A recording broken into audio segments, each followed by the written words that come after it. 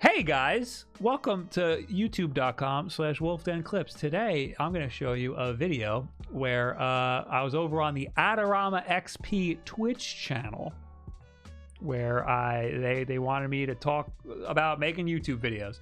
I thought I was going to talk about the process of shooting them. I ended up talking about from beginning to end how I make a YouTube video and walking you through the Premiere project and stuff. And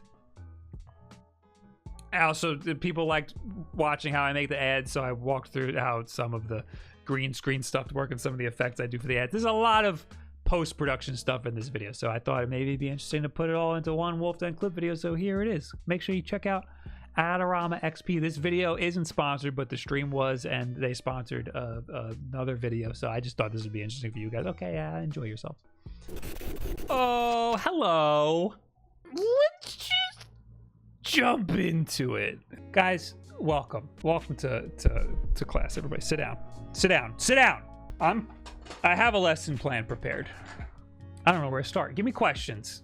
So all my people, oh yeah, I should probably introduce myself. Hi guys, how you doing? I'm Bob Wulff. I make YouTube videos mostly about video game hardware with a focus on Nintendo and retro stuff. And I guess what I'm going to do is I'm going to field any questions, and I'm going to kind of walk you through how we do start to finish. The Big Fat Geek says, do you script? That's how I start the video. I script everything out in Google Keep. It looks like this. So the whole script's here. It's a stream of consciousness of me type. Then I take this script and I read it to the camera. I set up the camera, I make the shot look all nice, and then I read it to the camera like this.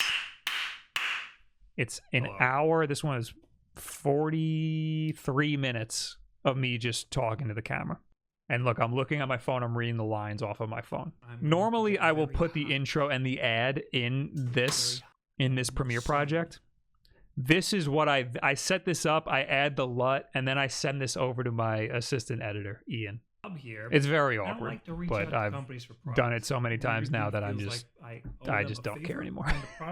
Of course, if a company reaches out to me, see, there's a lot of that. There's a lot of me screwing up.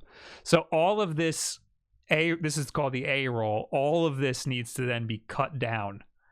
And that's boring, and I don't like doing that, so I have an assistant editor now.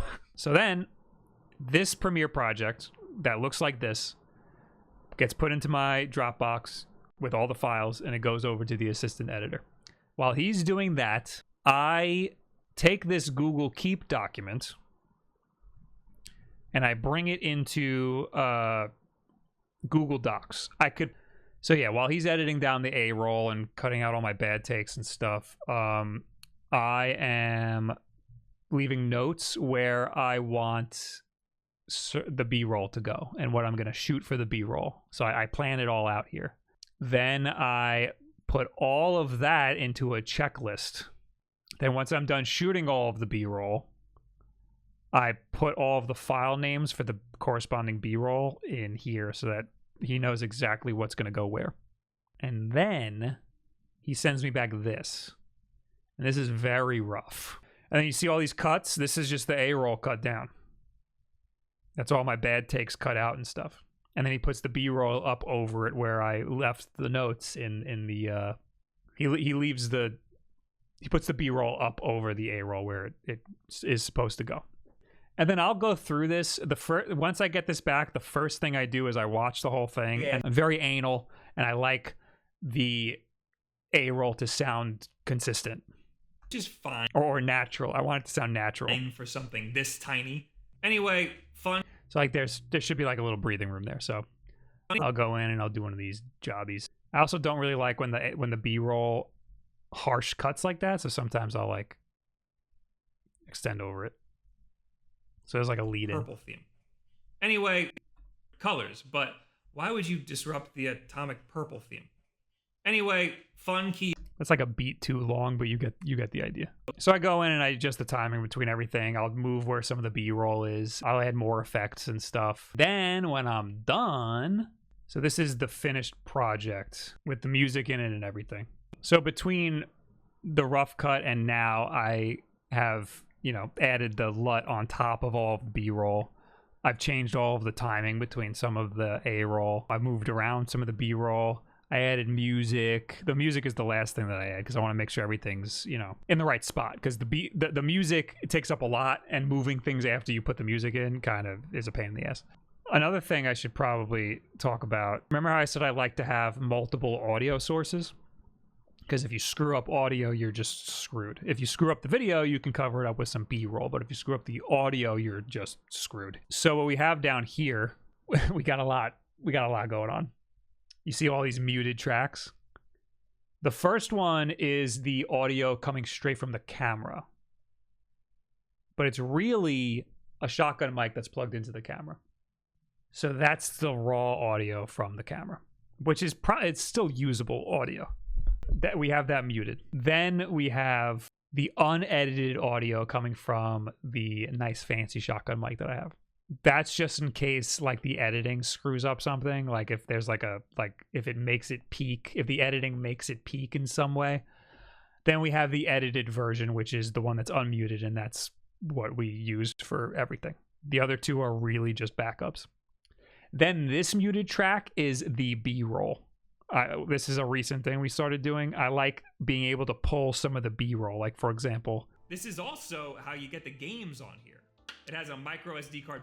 I just wanted that sound of the thing hitting the table. So I was able to just pull it out of the muted track, you know.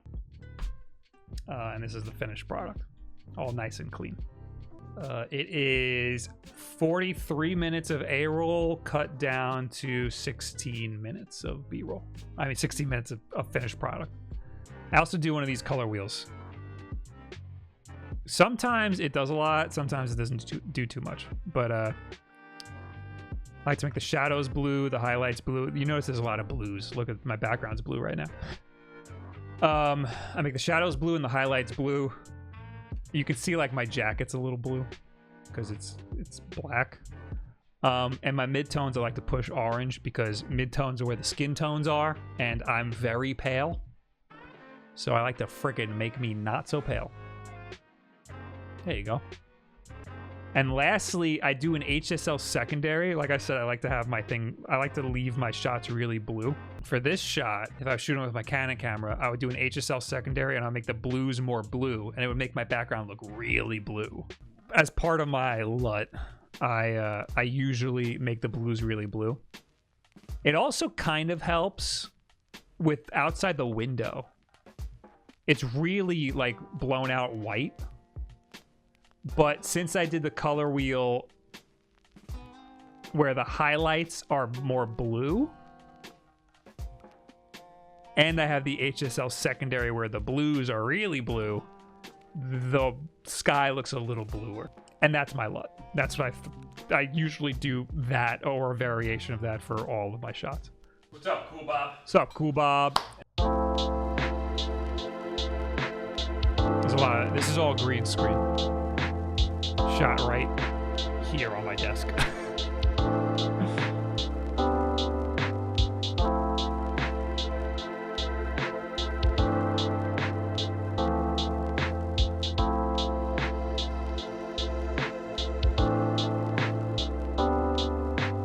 That's me with a little handheld light. I'm just moving it around the thing.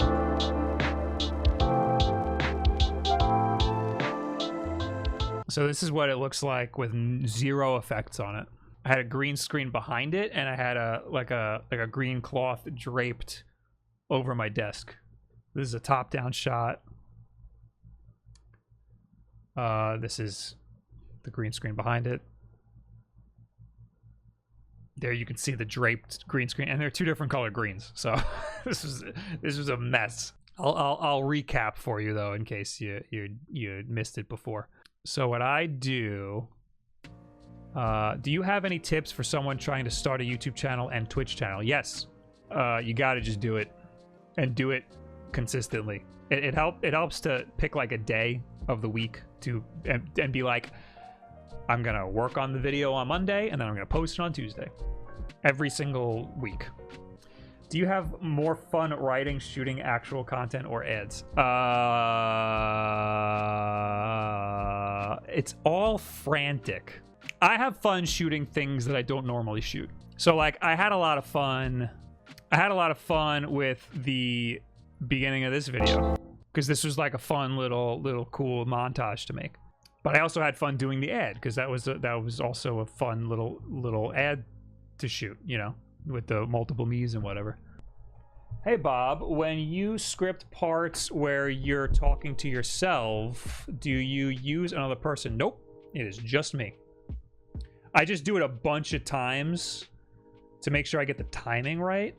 The last video, last week's video, not the one I posted today, but the week before that, I kind of cheesed quality content on the side of a full-time job. I'm an assistant editor, but I need to return to shooting vids because AE work is grueling. Props, Ian, and your editor. Thank you. Greater journey. You can absolutely make quality content on the side of your full-time job. You will, depending on how serious you are, though, it's possible that it gets to a point where you are kind of bottlenecked and you might need more time. Or you can make it work. You don't have to like have a grueling schedule or anything. You can spend a month on one video, you know? On the Wulff Den channel, it got to a point where I was only able to make the type of videos I made because I had quit my job. So for some people, it's not gonna work out, you know? For some people, you do need that extra time. But there are plenty of people who do have full-time jobs and do YouTube on the side or make quality videos. So I don't want to... The answer is yes. You can totally make it work. But you might get to a point where there's a bottleneck. Are there any content creators you draw inspiration from? Sure. Jesse Driftwood posted a video a few days ago, and he did one of these things with multiple people. This was after I had already done it last week, but it kind of inspired me to do it again this week. MKBHD, I love him. I saw the Bo Burnham special last night. Jesus Christ. Man made a whole special in his room. And I was like, I do this every week. Are LUTs real and do we care? Yes, I use LUTs. I don't know anything about cameras, but I'm looking to get into the streamer scene, but also have something more versatile than a webcam. Is there a camera that you'd recommend that doesn't break the bank? I think Sonys are great. I personally don't own any Sonys. I used to use a Lumix G7 for streaming, and I have a Canon EOS R. But for streaming, I think Sonys are really good because they stay on forever. Do you shoot like a base for the room empty without you in it? Yes, just because I'm hitting record and then I'm walking into the shot, but I don't do it consciously. How often do you wear the Kitty Maid outfit? I know you're really excited about that. You really want to see that again, Seth. I know. I have the texts to prove it. So when I feel like canceling you. Do you select different cameras for different purposes when you're planning a shot, or just grab one and go? I use the EOS R for almost everything, just because I like Canon because of how easy it is to use it. And it's easy to adjust stuff on it. It's just the easiest thing I've ever used. I only used the Blackmagic in the last video because I needed a second camera. Do you transcode your footage to ProRes? No. Or does Canon's codec play nice? Canon's codec plays pretty nice. The Blackmagic already shoots in ProRes. You shoot internal or to like an Atomos? I shoot internal. This bass line is actually my roommate. I made him come into my room and he just played along to this. Bob, would you ever release a rough cut of one of your videos without all the editing and whatnot? No. Why? Why would you want that? That would be Ian. So I could show you what Ian sends me. And then what I do with it. Bob, how long in total did it take to film that scene alone? So I was doing this while Ian was working on the rough cut. To film it, it didn't take long at all. To film and edit, maybe an hour and a half or 2 hours. So you reading the whole script out in one shot is like the roadmap for Ian to follow when editing. Yes, and then he has the script with the notes over it that he can reference. Bob, do you feel like you're working a 40-hour week, or do you feel like you're working more than that? I'm definitely working more. A few years ago, I timed it. I had an app on my computer that timed how long I was using each program, and it was 60 hours for the week. But I feel like now it's probably more. I thought you made the roadmap of the video first so you don't have to read the entire script in front of the camera. Yes. I should have made that clear. When I know there's going to be B-roll, I don't leave a note. I probably should. It's kind of like more of a mental note. But if I know there's going to be B-roll, I just read it off my phone. Do you ever get to the end of the process and realize you need to reshoot something, get additional shots? That has happened. One time we had an office. We were like, this is when I lived with my parents and we had everything in the basement. They decided they wanted to redo the basement, and I had to move all my stuff, and I had to work. So we got an office space for 2 months, and I filmed everything in my house, went to the office to shoot it, and I went to the office to edit it, and all of the A-roll was out of focus. So I had to drive back a half an hour to shoot the whole thing again, and this was at like midnight. I procrastinate. I do everything in the middle of the night. Is there a reason you prefer to read the script like the audio versus into a mic and record? I really don't like when you're watching a YouTube video and you can obviously tell they're using a different mic for the voiceover. I hate that. I don't know why I hate it so much, but I hate that. Like if I used this mic, if I'm out there and I'm using a lav or I'm using the shotgun mic, and then I do some of the parts here with this mic, you'll immediately know something changed. Do you ever edit the video to the music, like in the Japanese candy anime ad? Yes. So the music that I have down here, I usually have it kick in at certain points. You can barely hear it because it's background music. Based off. Also, I have this music playing. So it like it kicks in once the B-roll starts going. All the intros are usually to the music. It usually cuts to the next part on the beat.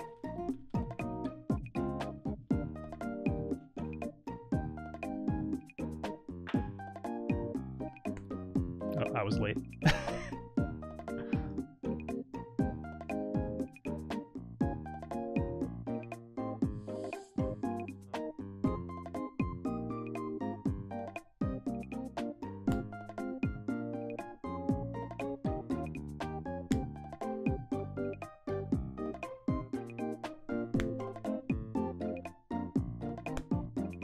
That one was a quick cut. How long do you spend filming B-roll versus A-roll? What do you use for your shots? Handheld, gimbal, Dana Dolly. How long do you spend filming B-roll versus A-roll? A-roll, I mean, it takes me a while to write the video. It takes me like a whole day to write the video. A-roll probably takes me an hour to an hour and a half. Maybe like a half an hour to set up and an hour to actually film. B-roll takes me, well, then I have to like plan out the B-roll, but the actual shooting of the B-roll usually takes between 1 and 2 hours, depending on what I got to do. Sometimes I got to like go somewhere, but for the most part, if it's in studio, meaning in my apartment, usually like I'd say 2 hours. Do you ever go off script? I always go off script. So what I do is I read I read off my phone, I store it in my brain, and then I speak it naturally. So a lot of times I'm just completely off from what I wrote down. But the idea is always there. Since I wrote the script, I have a general idea of what I want to say. So it usually comes out the same, but sometimes I add stuff. So getting a little deeper here, if you are working 60 hours a week, is it worth it? Why is it worth it to you? That's a good question. My friend, so my if you want to get deep, my friend came here from California. He's been, quarantined for the past year and a half. So he finally came back, and it's been great. My roommate and some other friends were going to go hang out with him.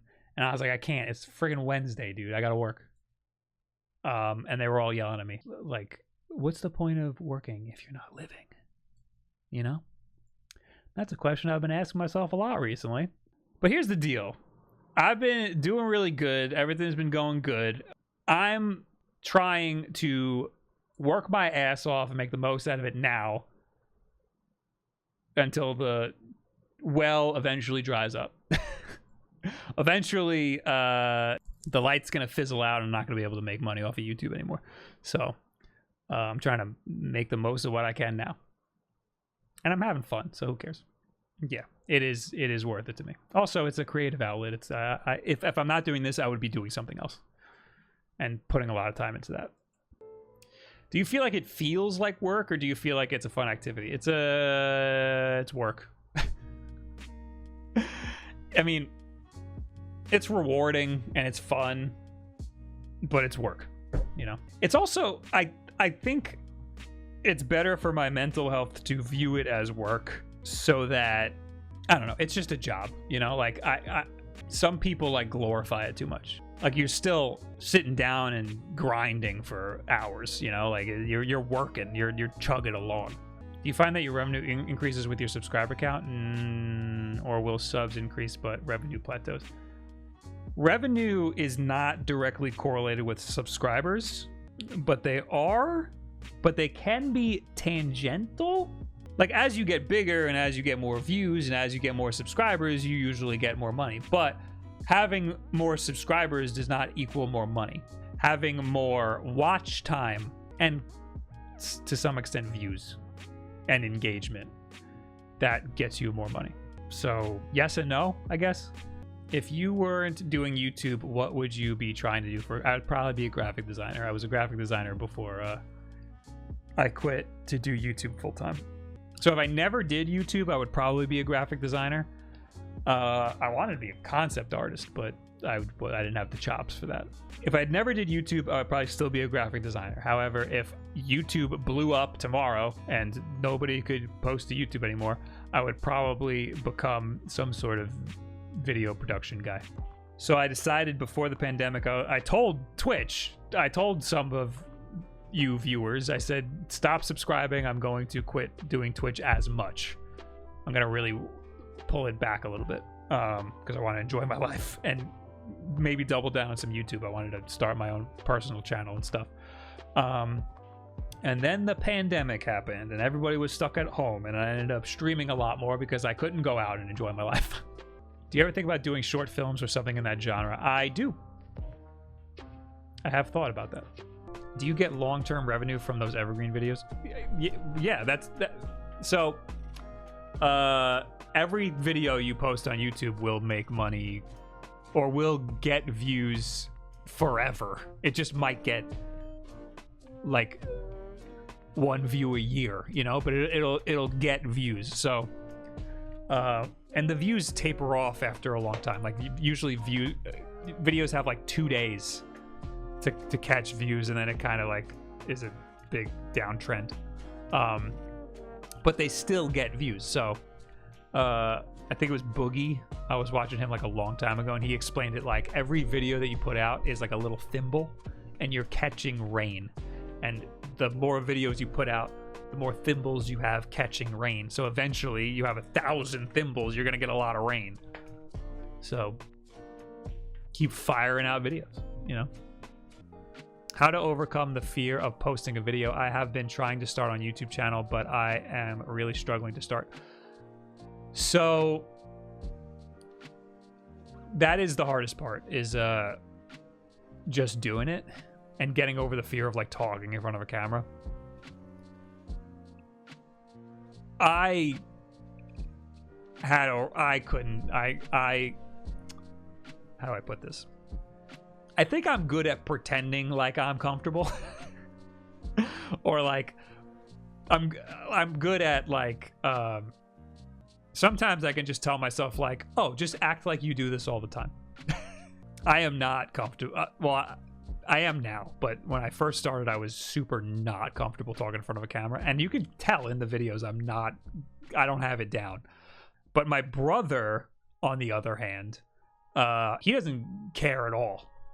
He has zero embarrassment or shame or anything. He'll just go for it. And if people make fun of him, he's like, whatever, I did it. It doesn't matter. So I just kind of tried to adopt that. Like, people make fun of you, whatever. And for a while, when we started the YouTube channel, my friends they thought it was so stupid. And I was like, whatever, I'm going to keep doing it. Screw you. And I did. And then they all eventually made their own YouTube channels and failed. So, who won? Revenge is a great motivator, everybody.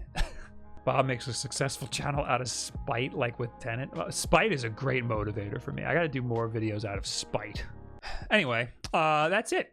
Thanks for being here, everybody. I'm glad we were able to do this. This was a lot of fun. I like talking shop like this. Like, even when I'm with my friends and stuff, we usually end up talking about YouTube. I don't do anything else. This is all I do. So, this is all I can talk about. If you want to talk to me about how the weather is, it's not going to go well. I'm not going to want to talk to you. But if you want to talk about YouTube and video games and cameras and stuff, then I'll talk to you.